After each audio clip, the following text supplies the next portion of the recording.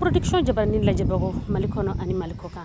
an b'a fɔ ko aw ni ɲankuma k'a ladɔnniya k'a fɔ ko nin aw ka émission mandi de n'o ye micro territoire ye a bɛ lawaleya aw denmuso aw balimamuso Labati Dunbiya fɛ bi an ka thème bɛ ka boli fɛn jumɛn kan o de ye bingani wale min bɛ ka ta ka an balakaw sɛgɛrɛ bi daɲɔgɔn saya donc an bɛna don dugu kɔnɔ ka jamanadenw ɲininka mun de bɛ ka na ni nin fagali banbali ninnu ye an ka jamana kɔnɔna na an bɛna don dugu kɔnɔ ka jamanaden kelen-kelenna bɛɛ lajɛlen ɲininka a ka hakilina na min mana b'o la aw ni ne an ka jɛ an k'olu lamɛn ɲɔgɔn fɛ.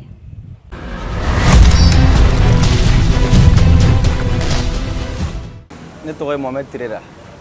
ne sigiyɔrɔ bɛnnen bɛ Kabala a ka question jaabi min ye an kɔni bɛ se ka min de fɔ ni a kɛra mɔgɔ min ye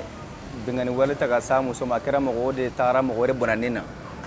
ni mɔgɔ kɔni ye mɔgɔ faga i kan ka faga de o dɔrɔn de y'a fura ye n'i fagara dɔrɔn i ka faga o la a bɛ dabila an kɔni y'o de faamuya la parce que ni o de ma kɛ a tɛ dabila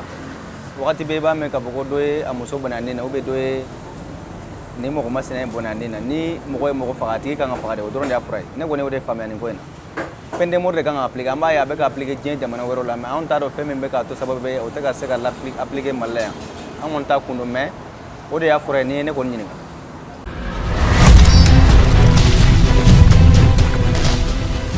cɛ ni muso bɛɛ lajɛlen fo ne tɔgɔ Ali Yalikuye ne bɛ Kabala yan bon a ka question kɔni an bɛ se ka dɔɔni min fɔ a la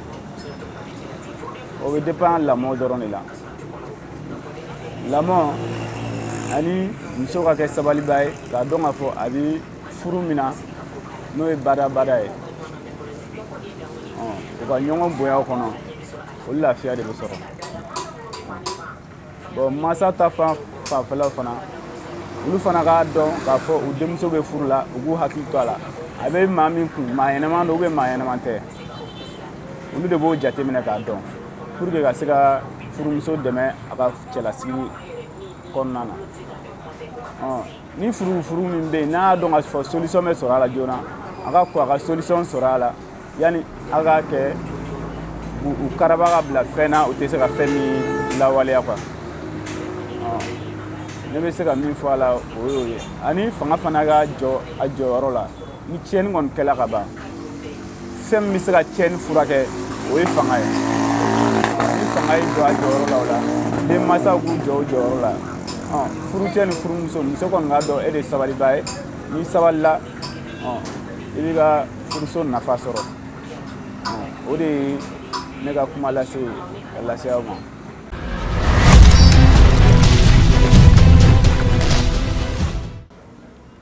bon ne kɔni hakilina ye min ye bon toujours cɛ ni muso bɛɛ hakili sɔrɔ quoi cɛ ka hakili sɔrɔ muso fana ka hakili sɔrɔ et puis bon muso fana ka bon fini kuntadenw ka ca quoi yarɔ ni fini kuntadenw cayara bon fana bɛ fitina cɛ fitina ye muso ma dɔɔni o fana sen b'a la mais vraiment toujours a ko cayara anw yɛrɛ kabagara kosɛbɛ sisan a y'an kabaga kosɛbɛ quoi a ko cayara yɛrɛ de vraiment ala hakili man di bɛɛ ma ala hakili man di bɛɛ ma.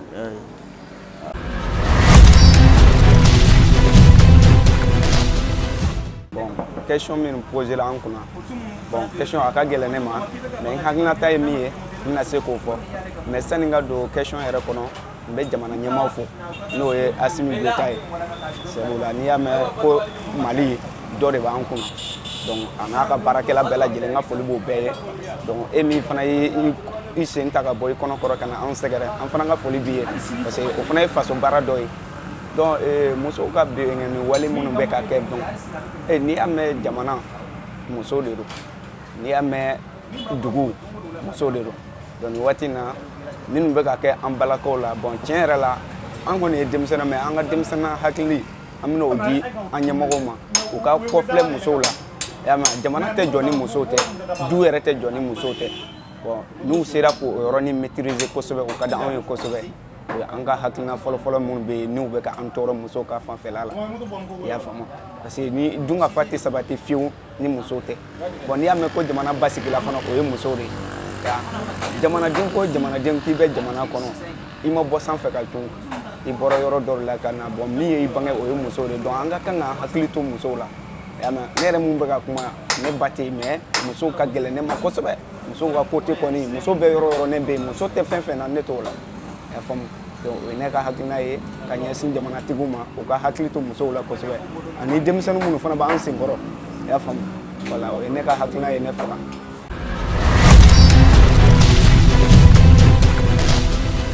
Mɔgɔ question a ye ɲininka question min na n tɛna fɔ maa jaabi i n'a fɔ aw sago ye mun ye mais ne bɛ hakilina fɔ donc aw b'a ta fara o de kan bon ne bɛ mun ye cɛw bɛ ka musow faga tiɲɛ yɛrɛ la n'i y'a jateminɛ ko kɛta tɛ muso ale de bɛ jamana ja donc ko mana gɛlɛya ka se fagali niveau ma donc a y'o ko jɔ ni muso tɛ ka bɛn tiɲɛ yɛrɛ la ni gɛlɛya dɔ b'aw cɛ a ma se fagali ma n'i y'a t'i fɛ diɲɛ a ko i ka dɔ wɛrɛ ta a kana kɛ fagali ye hali ni jo b'i bolo n'i ye muso faga kɔni ni fagari bɔra ko o ko la i bɛ taa ye k'a fɔ e de pɛridi ka di o la kosɛbɛ mais pour que ka ko nɔgɔya i yɛrɛ bolo n'i y'a ye a bɛ ka gɛlɛya a ye sigi ka fɔ kɛ ni sigi ka fɔ ma dilan a y'a ko dabila parce que kanu tɛ ko o ko la a y'o dabila donc kanu tɛ ko o ko la fana o de bɛ na ni fagali ye donc yanni a ka se fagali ma a b'a jɔ sira la a tɛ gɛlɛya kosɛbɛ koyi diɲɛ yɛrɛ bɛ nin cogo de la wa bɛɛ n'i kanubaga bɛɛ n'i diɲɛmɔgɔ bɛɛ ni hakilina fana ye don donc nin ne fɛla ye.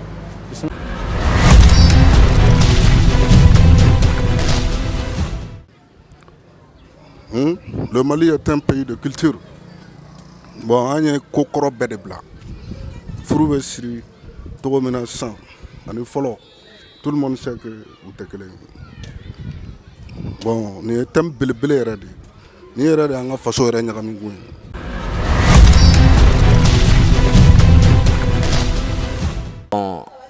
Ne bɛ min sɔrɔ ka fɔ o la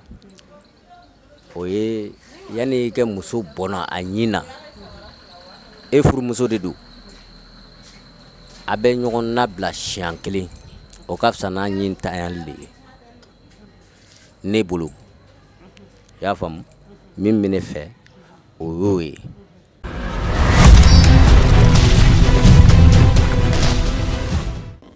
Sani ka kuma daminɛ n bɛ foli sɛmɛ aw yɛrɛ la n'aw ka cɛsiri baara in ye parce que nin ye fɛn belebele jamana kɔnɔ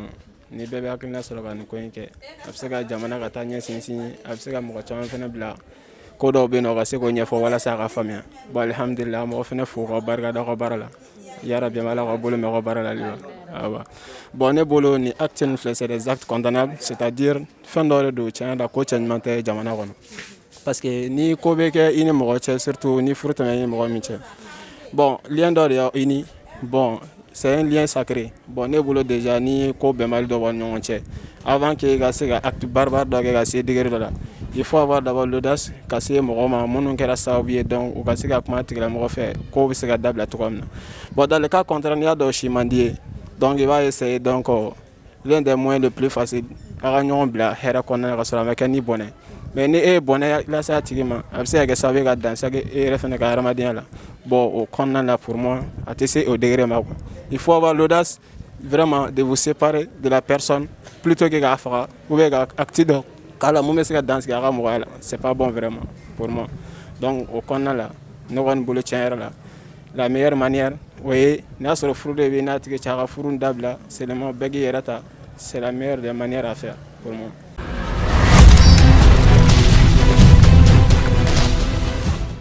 Bon, idan se ne balimamuso i ye ɲininkali diyara n ye kojugu bon bɛnkanni cayara danɲɔgɔn faga cayara bɛɛ lajɛlen mɔgɔ si ni si ka faamuyacogo tɛ kelen ye bon o fagali ninnu na aw yɛrɛ bɛ jateminɛw kɛ parce que cɛ caman bɛ keleya kojugu u yɛrɛ bɛ keleya k'a sɔrɔ bisigi dɔ b'u dusukun na i b'a sɔrɔ muso yɛrɛ t'a waleya kɛ la mais sitana de bɛ na n'a ye sitana bɛ na n'a ye cogo jumɛn na bon ne kɔni ka faamuya la bon furuɲɔgɔnmaw ni ɲɔgɔn cɛ n'a ye ɲɔgɔn lamɛn ka ɲɔgɔn tana to sitana dɔ bɛ yen a bɛ kisi a ma o ye jumɛn ye ni cɛ ko mun man d'a ye n'i y'o to yen parce que mɔgɔ si ni si ka tagabolo tɛ kelen ye n'i y'o to a cogo la a tɛ se ɲɔgɔn ma fo ka taa se fagali ma muso fana bɛ ten mun man di ye n'i y'a fɔ cɛ ye a tɛ se ɲɔgɔn ma fo ka taa se fagali ma i y'a faamuya fagali plupart kɔni ne kɔni y'a kɛ keleya ye bisigi a bɛ se ka kɛ i bɛ muso bisigi k'a bɛ ka fɛn dɔ kɛ a tɛ k'a kɛ misitana bɛna ju la fo ka na se fagali ma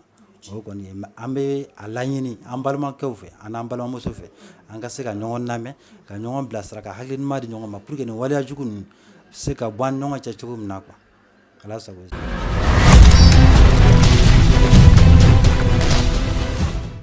sariya ka ja jɔyɔrɔ la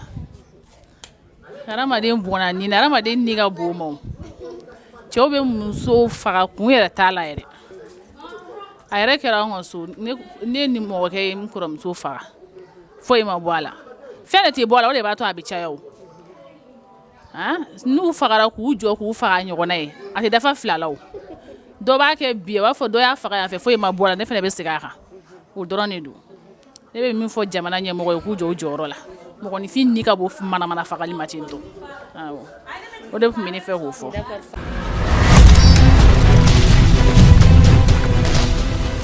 ne kɔni bɛ min sɔrɔ k'a fɔ ko in na nin ye furu ɲɔgɔn na wolomabaliya di parce que n'i bɛ furu kɛ i bɛ furu ɲɔgɔn na woloma di ka furu kɛ fa dɔn k'a ba dɔn k'a yɛrɛ dɔn parce que sisan furu kɛra natala furu de ni wari bɛ cɛ kun dɔrɔn k'an den d'a ma ni cɛ bɛ fɛn di yan k'an den d'a ma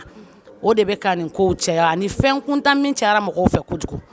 ne kɔni bɛ min don a la o ye ne bɛ dugawu de kɛ hali bi ala ka sabali di cɛw ma.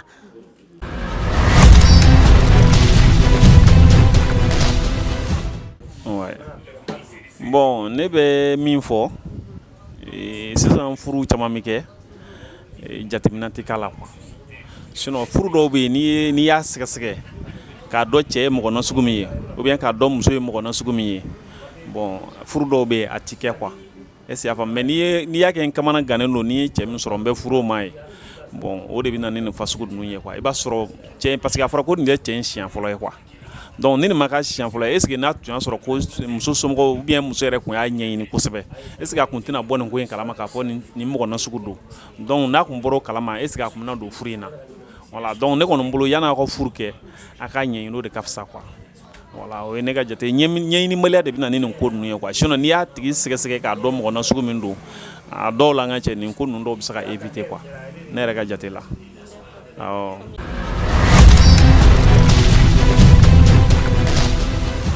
Mifa production kanubagaw aw yɛrɛ bɔra sisan nɔ ka jamanadenw ka hakilinata bɛɛ lajɛlen mɛn aw ka hakilina ye mun ye a y'olu bila commentaire la nka a kana ɲina fɛnɛ ka aw abonné an ka chaîne YouTube la ani j'aime Bade a k'an bɛ diɲɛ waati wɛrɛ